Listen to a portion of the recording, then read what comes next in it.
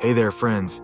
Today we're diving into a topic that hits close to home for so many people worldwide: colorectal cancer. This sneaky disease has a way of creeping up on you, affecting your colon or rectum without you even realizing it at first. But here's the thing. By understanding the early warning signs and symptoms, you can catch it early and give yourself the best chance at beating it.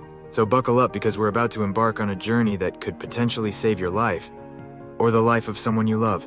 First things first, let's talk about where colorectal cancer sets up shop in your body. It all goes down in your colon or rectum, basically your digestive system's waste management team. Their job is to process and eliminate all the stuff your body doesn't need anymore. But sometimes tiny growths called polyps can pop up on the inner lining of your colon or rectum. Most of the time, these polyps are just freeloaders causing no harm. But if you let them hang around long enough without giving them the boot, they can start getting ideas about turning into cancerous cells. These cancer cells are like the troublemakers of the bunch, multiplying and forming tumors that can wreak havoc on your body. If they're feeling particularly adventurous, they might even decide to pack their bags and spread to other parts of your body, causing even more chaos and leading to some severe health complications. Now you might be wondering, what makes someone more likely to end up on colorectal cancer's radar? Well, there are a few things that can increase your chances of getting a visit from this unwelcome guest. Age is significant. The older you get, the higher your risk. It's like the universe's way of saying, happy birthday. Here's a higher risk of cancer.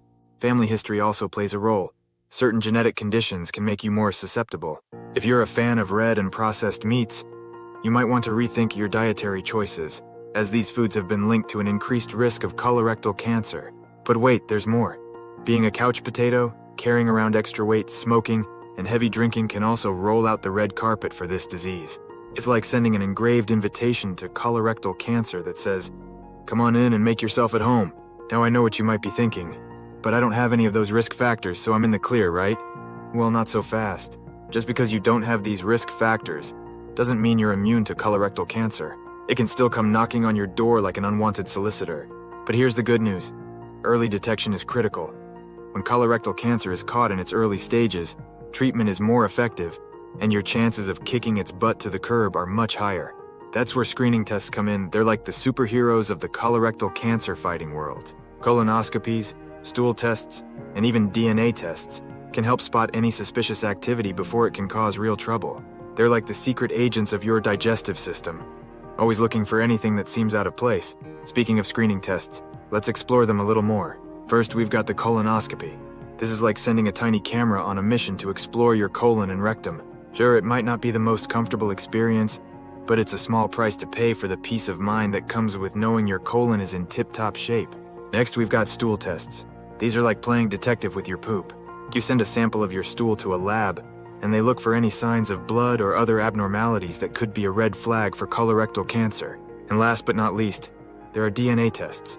These high-tech tests look for specific genetic markers in your stool that could be a sign of colorectal cancer. It's like having a team of tiny scientists working tirelessly to keep your colon healthy.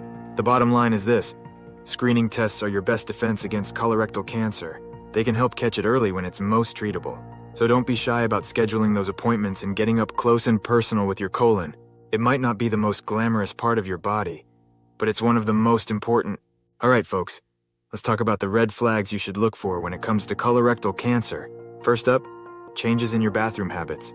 If you find yourself running to the restroom more often than usual, or experiencing persistent diarrhea or constipation, it could be a sign that something's not quite right. And if you notice that your stools look a little thinner than usual, like they've been on a diet, that's another red flag to watch out for. The most alarming symptom of all is blood in your stool.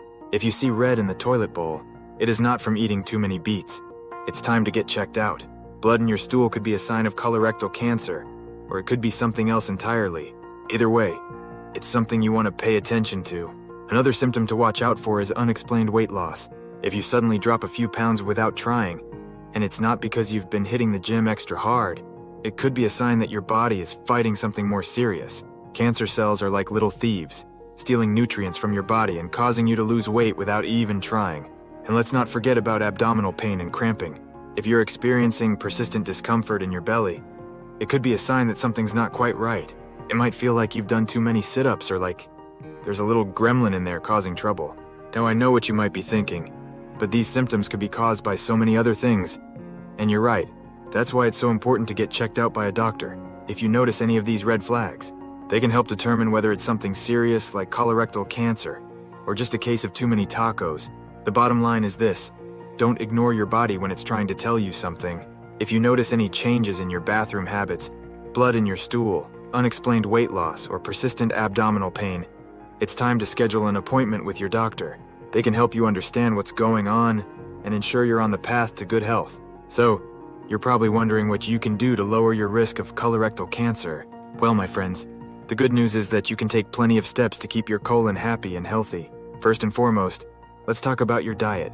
You're what you eat, and that couldn't be more true when it comes to colorectal cancer. Eating a diet rich in fruits, vegetables, and whole grains can help keep your colon in tip-top shape. These foods are packed with fiber, which helps keep things moving smoothly through your digestive system. And let's be honest, nobody wants a traffic jam in their colon. Conversely, it would help if you cut back on red and processed meats. These foods have been linked to an increased risk of colorectal cancer, so it's best to enjoy them in moderation. Instead, opt for lean proteins like chicken, fish, and legumes. But diet isn't the only piece of the puzzle. Exercise is also crucial to preventing colorectal cancer. Aim for at least 30 minutes of moderate activity most days of the week. This could be anything from a brisk walk around the neighborhood to a game of pickup basketball with your buddies. The key is to get your heart pumping and your body moving. And if you're a smoker, it's time to kick that habit to the curb. Smoking is like putting your colon through a meat grinder. It's just not good for you. Talk to your doctor about ways to quit, and don't be afraid to lean on your friends and family for support. But perhaps the most important thing you can do to lower your risk of colorectal cancer is to stay on top of your screening tests. We know, getting a colonoscopy isn't exactly a walk in the park. Screening tests can help catch colorectal cancer early when it's most treatable. And the good news is that there are plenty of options, depending on your age and risk factors. If you're 45 or older, it's time to start thinking about scheduling your first colonoscopy. This is like a rite of passage into middle age, but it could save your life. During a colonoscopy, your doctor will use a tiny camera to take a look inside your colon and rectum, checking for any signs of precancerous polyps or cancer. If they find anything suspicious, they can remove it immediately. Stool tests can also help detect blood in your stool, which could be a sign of colorectal cancer. These tests are less invasive than a colonoscopy, but they still require you to collect a sample of your poop. It's not the most glamorous job, but it's a small price for peace of mind. And if you're squeamish about a colonoscopy or stool test, there's always the option of a virtual colonoscopy. This high-tech test uses CT scans to create a 3D colon image, allowing your doctor to check for abnormalities. It's like taking a virtual tour of your digestive system. The bottom line is this: screening tests are your best defense against colorectal cancer. They can help catch it early when it's most treatable. So don't be shy about scheduling those appointments and getting up close and personal with your colon. It might not be the most comfortable experience, but it could save your life. Alright folks, we've covered a lot of ground today. We've talked about what colorectal cancer is, where it comes from, and what you can do to lower your risk. However, the most important takeaway from all of this is that early detection is critical. By knowing the signs and symptoms to watch out for, and by staying on top of your screening tests, you can catch colorectal cancer early and give yourself the best possible shot at beating it. So feel free to talk to your doctor if something feels wrong. Your health is worth it, and so are you. Remember, when it comes to colorectal cancer, knowledge is power. So arm yourself with the facts and take control of your health. Your colon will thank you.